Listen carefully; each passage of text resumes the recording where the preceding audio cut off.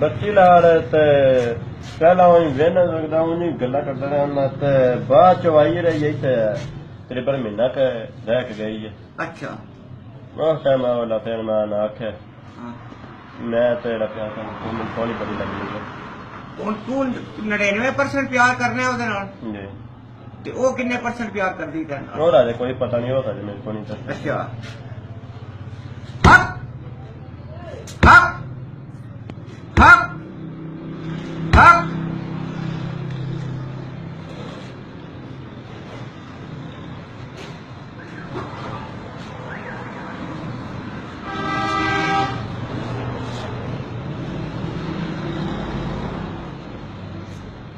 Up, up, up, up, up, up, up. Yalla, yalla, yalla, yalla.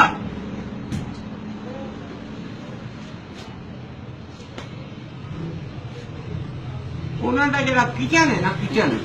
ਉੱਥੋਂ ਤੱਕ ਪੜ ਜਾਏਗਾ ਉਹਦੇ ਵਿੱਚ ਕੋਈ ਚਾਟੀ ਹੋਵੇਗੀ ਚਾਟੀ ਉਹਨਾਂ ਦੇ ਕਿਚਨ ਵਿੱਚ ਚਾਟੀ ਹਾਂ ਮਿੱਟੀ ਦੀ ਕੋਈ ਮਿੱਟੀ ਦਾ ਬਰਤਨ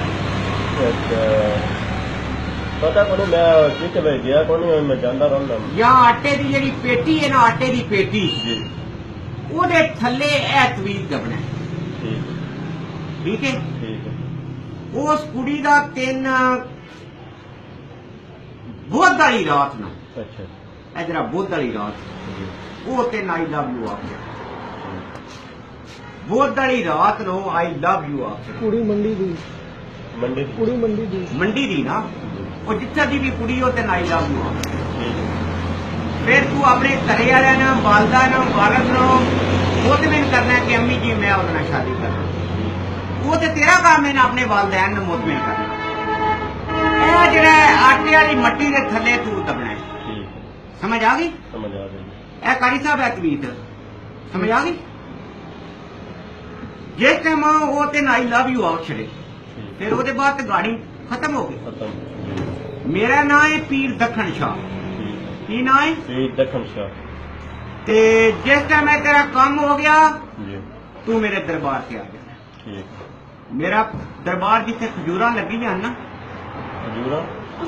ਉਹ ਦੱਸਣਾ ਆ ਜਿਹੜਾ ਵੇਲੇ ਜੇ ਬੜੀ ਛੋਟਾ ਵਾਲਾ ਆ ਉੱਥੇ ਮੇਰਾ ਦਰਬਾਰ ਠੀਕ ਸਮਝ ਆ ਗਈ ਪਰ ਝੁੱਗੀ ਲੱਗੀ ਆ ਉੱਥੇ ਮੇਰਾ ਦਰਬਾਰ ਹੈ ਪੀਰ ਦੱਖਣ ਸ਼ਾਹ ਮੇਰੇ ਨਾਂ ਹੈ ਅੱਗੇ ਜਿੰਨੇ ਵੀ ਮੈਂ ਤਵੀਤ ਦਿੱਤੇ ਨੇ ਸਾਰਿਆਂ ਦੇ ਕੰਮ ਹੋ ਗਏ ਠੀਕ ਹੈ ਤੇ ਜਿਸ ਟਾਈਮ ਤੂੰ ਤਵੀਤ ਇਹ ਲੈਣਾ ਹੈ ਕਿਸ ਤਰੀਕੇ ਨਾਲ ਲੈਣਾ ਹੈ ਇਹ ਕੋਈ ਨਹੀਂ ਫਤਣਾ ਇਹ ਚੁੱਕ ਕੇ ਤਵੀਤ ਲੈਣਾ ਹੈ ਸਮਝ ਆ ਗਈ ਚੁੱਕਣਾ ਕਾਰੀ ਸਾਹਿਬ ਦੱਸੋ ਇਹਨੂੰ ਕਿਵੇਂ ਚੁੱਕੀਦਾ ਕਿਵੇਂ ਚੁੱਕੀਦਾ ਅੱਧੇ ਰੱਖੂ ਨਹੀਂ ਹੋਣਾ ਥੋੜਾ ਉੱਤੇ ਰਹਿਣਾ ਹਾਂਜੀ ਉੱਤੇ ਹਾਂ ਹੱਪ ਹੱਪ ਹੱਪ ਹੱਪ ਹੱਪ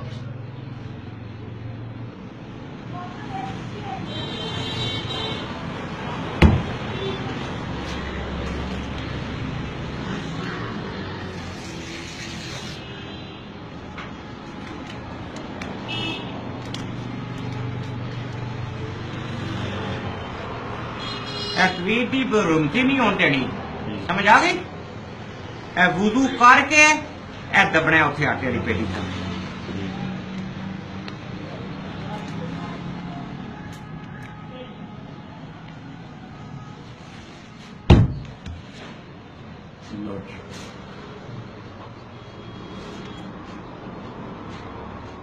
ठीक है बेटा